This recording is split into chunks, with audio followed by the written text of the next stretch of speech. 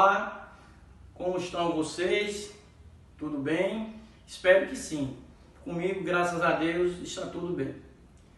Bem, nossa aula de hoje, nós vamos falar sobre elementos químicos. O que é um elemento químico? Então, na aula anterior, nós estudamos os átomos. E o que é um elemento químico? Elemento químico é um conjunto de átomos iguais, ou seja, é um conjunto de átomos de um mesmo número atômico. Por quê?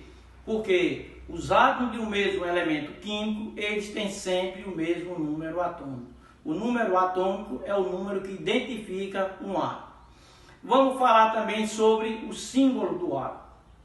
Todo elemento químico tem um símbolo e, obviamente, um número atômico. Então, quando a gente for estudar a tabela periódica na próxima aula, vocês vão ver isso. Então, o símbolo, que é representado por uma letra maiúscula, e às vezes o símbolo vem com duas letras. Uma, a primeira maiúscula e a segunda minúscula, certo? Outra coisa que nós iremos falar também é sobre os metais, não metais e semimetais. O que é um metal?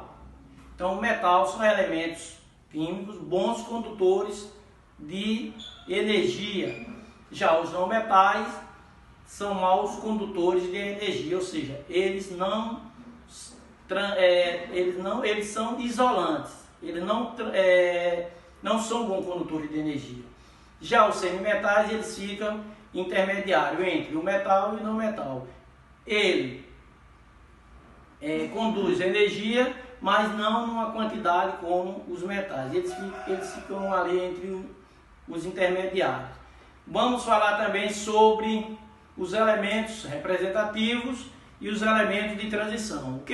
Quem são os elementos representativos? São os elementos da família A. E também temos os elementos de transição, que é a família B. Então fica entre a família A, existe uma família chamada de família B, que são os elementos de transição. E vocês devem estar perguntando, professor, quantos elementos químicos existem? Bom, atualmente, até hoje, segundo as últimas publicações, existem 116 elementos químicos.